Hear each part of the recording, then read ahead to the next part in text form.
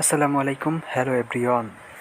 আজকে ভিডিওর বিষয় হচ্ছে ইসলামী ব্যাংক সংক্রান্ত। আপনারা ইতিমধ্যে জেনেছেন যে আপনাদের সকলের কাছেই এসএমএস চলে এসেছে যে এডমিট কার্ড এবং আপনার পরীক্ষা কিন্তু নভেম্বরের 1 তারিখে ডেট ইতিমধ্যে দেওয়া হয়েছে। তো পরীক্ষা কিন্তু হবে ঢাকার ভিতরে, পরীক্ষা কিন্তু বরিশাল অথবা বিভাগীয় পর্যায়ে কিন্তু হয় না।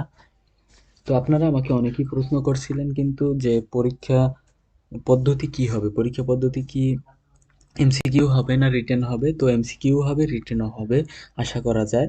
তো এর পূর্বেও আমার একটি ভিডিও আপলোড করা ছিল, তো সেখানে আমি বলেছিলাম টোটাল আপনি যদি ইসলামী ব্যাংক পিএলসি নিয়োগে আবেদন করে থাকেন তাহলে আমার চ্যানেলে আপলোড করা ফুল ভিডিওটি আপনার জন্য খুবই গুরুত্বপূর্ণ। সো আপনি সেই ভিডিওটি দেখে আসেন, আশা করি অনেক কিছুর সমাধান সেখানে পেয়ে যাবেন ইনশাআল্লাহ।